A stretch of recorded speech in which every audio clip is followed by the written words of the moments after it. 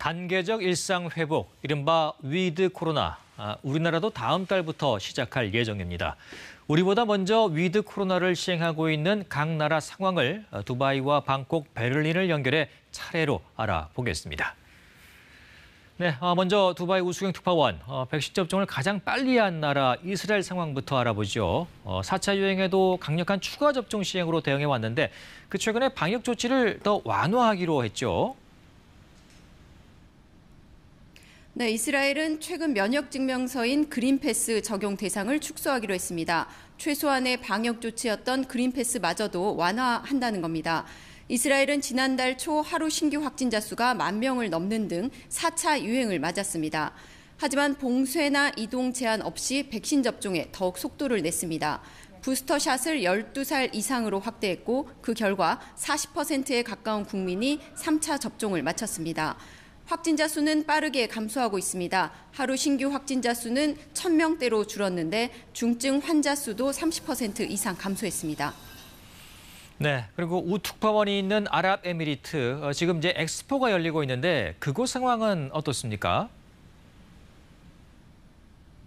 네, 아랍에미리트는 한 발 더 나가서 지난 6일 코로나19 극복을 선언했습니다. 바탕에는 100명대로 줄어든 신규 확진자 수와 높은 백신 접종률이 있습니다. 1차 접종률은 95%, 2차 접종률은 84%에 이릅니다. 세계에서 가장 높은데 3살에서 12살 어린이도 접종이 가능합니다. 부스터샷도 공격적으로 진행 중입니다. 동시에 전면 등교, 일부 시설 마스크 해제 등 일상으로 돌아가기 위한 조치도 같이 내놓고 있습니다.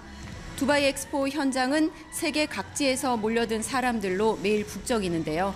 현지 분위기는 관광 대국 두바이의 이전 모습을 되찾고 있는 듯합니다. 네, 이번에는 싱가포르 상황 알아봅니다. 방콕 김원장 특파원. 자, 이 싱가포르는 위드 코로나 선언 후에 확진자 급증세가 멈추질 않고 있는데요. 하루 사망자가 10명을 넘었더군요. 네, 어제 그제 이틀간 20명이 사망했습니다. 대부분이 고령의 기저질환자입니다. 확진자도 연일 3,000명 정도 나옵니다. 우리 인구의 9분의 1 정도 되는 나라니까 우리 한 10배 정도 심각한 거죠. 일주일간 사망률도 소폭 올라서 대략 0.2에서 0.3% 정도입니다.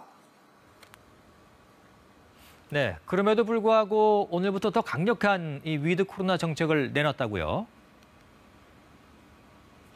네, 오늘부터 밀접 접촉자로 분리돼도 강제 격리되지 않습니다. 자신이 알아서 집에서 격리합니다. 동네 자판기에 배치된 간이 검사 키트 6개를 집에 챙겨가서 자신이 매일 체크해서 보건당국에 보고하면 됩니다. 확진 판정을 받아도 백신을 맞지 않았다면 50세 이상, 백신을 다 맞았다면 80세 이상만 병원으로 옮겨집니다. 국민의 85%가 이미 백신을 다 맞아서 거의 중증으로 가지 않으니까 원칙적으로 집에서 치료하자는 겁니다. 그렇게 의료 역량을 넉넉하게 해서 일부의 중증 환자에게만 집중하겠다는 겁니다. 대신 백신 안 맞은 사람은 이제 쇼핑몰이나 대형 식당 못 들어갑니다. 경찰이 검사합니다.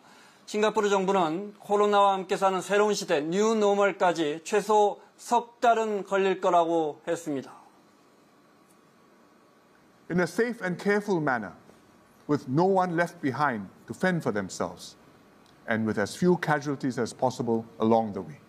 But get there, we will. 리센융 총리는 코로나는 우리를 계속 놀라게 하겠지만 우리의 일상은 지속돼야 한다고 했습니다. 우리도 빠르면 이달 말 성인 80% 이상의 백신 접종을 마칩니다. 그래도 언제든 싱가포르처럼 확진자가 치솟을 수 있고 그럼 같은 고민, 비슷한 선택을 할 가능성이 높아 보입니다. 네, 다음은 유럽으로 가보죠. 베를린 김귀수 특파원. 자, 유럽에서는 많은 나라가 일상을 회복했다는 소식 전해드린 바가 있는데 역시 비결은 높은 백신 접종률이죠. 유럽 국가 중에 영국과 덴마크, 스웨덴, 핀란드 등이 공식적으로 위드 코로나를 선언했습니다. 뿐만 아니라 대부분의 유럽연합 국가들은 사실상 코로나 방역을 해제했습니다. 덴마크는 일상 복귀를 선언한 지 딱 한 달이 됐는데요. 백신 접종 여부에 상관없이 공항과 병원 등을 제외하면 마스크 쓸 필요 없이 어디든 출입할 수 있습니다. 독일도 실내에서 마스크를 권하고 있긴 하지만 식당뿐만 아니라 나이트클럽 등 실내 영업에 제한이 없습니다. 말씀하신 대로 높은 백신 접종률 덕분인데요. 코로나19를 일반 전염병처럼 관리할 수 있다. 이런 자신감이 붙은 것 같습니다. 전 세계 접종 완료자 비율이 35% 정도인데 유럽연합은 64%가 접종을 마쳤습니다. 덴마크는 75%가 넘고 상당수 국가가 70% 가깝게 접종을 완료했습니다. 네, 그런데 일부 국가에서는 이 백신 패스 도입을 두고 논란이 일고 있죠. 네, 이게 백신 접종 카드고요. 이 QR코드가 이른바 백신 여권 그린패스입니다. 유럽연합 27개 나라에서 모두 통용됩니다. 일부 국가는 백신 미접종자에 대해 대중교통이나 공연장 이용 등에 제한을 하고 있습니다.